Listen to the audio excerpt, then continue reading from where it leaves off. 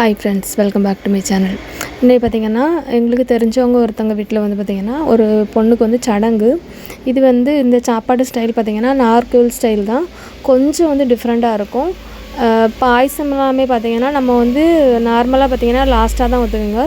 இங்கே பார்த்திங்கன்னா கொஞ்சம் டிஃப்ரெண்ட்டாக வந்து இடையிலே வந்து பாயசம்லாம் ஊற்றிடுவாங்க. அந்த மாதிரி கொஞ்சம் வித்தியாசமாக பண்ணுவாங்க. இப்போ வீடியோக்குள்ளே போய்ட்டு பார்க்கலாம். ஃபஸ்ட்டு பார்த்திங்கன்னா இலை போட்டு நல்லா வந்து தண்ணியெல்லாம் தொளிச்சிட்டு தண்ணி வச்சுருக்கு. அப்புறம் ஃபஸ்ட்டு பார்த்திங்கன்னா உப்பு வைப்பாங்க. அதுக்கப்புறம் பார்த்திங்கன்னா வாழைக்காய் கூட்டு. இது வந்து தேங்காயெல்லாம் போட்டு அந்த மாதிரி பண்ணுறது. வாழைக்காவை சின்னதாக கட் பண்ணிட்டு அப்புறம் இஞ்சி பச்சடி மாதிரி. இது வந்து கொஞ்சம் இனிப்பாகவே இருக்கும், நல்லா இருந்துச்சு டேஸ்ட்டு. அதுக்கப்புறம் பார்த்திங்கன்னா நார்த்தங்காய் ஊறுகாய்,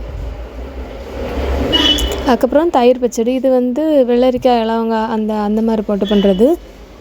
அதுக்கப்புறம் பார்த்திங்கன்னா மாங்காய் பச்சடி. இது வந்து பச்சை மாங்காய் பச்சடி தான், நம்ம வந்து ஊறுகாய் கிடையாது.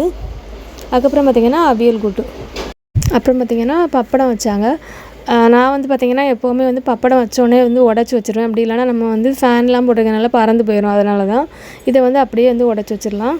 இதுக்கப்புறம் பார்த்திங்கன்னா லாஸ்ட்டாக வந்து இன்னொரு கூட்டு. இந்த கூட்டு பார்த்திங்கன்னா பட்டாணி, உருளைக்கிழங்கு, வடை எல்லாமே போட்டு பண்ணியிருந்தாங்க. இந்த வடகரி மாடலில் இருந்துச்சு, நல்லா இருந்துச்சு டேஸ்ட்டு இதுவும்.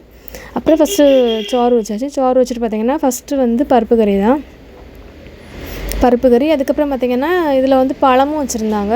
சில வீடுகளில் பார்த்திங்கன்னா பழம் வந்து வைக்க மாட்டாங்க, இங்கே வந்து பழம் வச்சுருந்தாங்க. பழம் வந்து என்ன பழம்னு பார்த்திங்கன்னா ரசகதளி பழம் தான். இந்த பழம் வந்து நல்லா இனிப்பாக இருக்கும், புளிப்பு எதுவுமே இருக்கா அந்த பழத்தில். இப்போ வந்து பருப்பு கறி ஊற்றியாச்சு. அதுக்கப்புறம் பார்த்திங்கன்னா சாம்பார் ஊற்றுனதுக்கப்புறம் பார்த்திங்கன்னா புளிக்கறி மாதிரி ஒன்று வச்சுருந்தாங்க. இது வந்து ரொம்ப உரைப்பு எதுவுமே இல்லை, ஆனால் நல்லா இருந்துச்சு. இதுக்கப்புறம் பார்த்திங்கன்னா பாயசம் தான் ஊற்றுனாங்க. இவங்களோட முறைப்படி மட்டும் பார்த்திங்கன்னா இந்த நமக்கு வந்து பருப்பு சாம்பார் ஊற்றுனதுக்கப்புறம் பாயசம் தான் ஊற்றுவாங்க.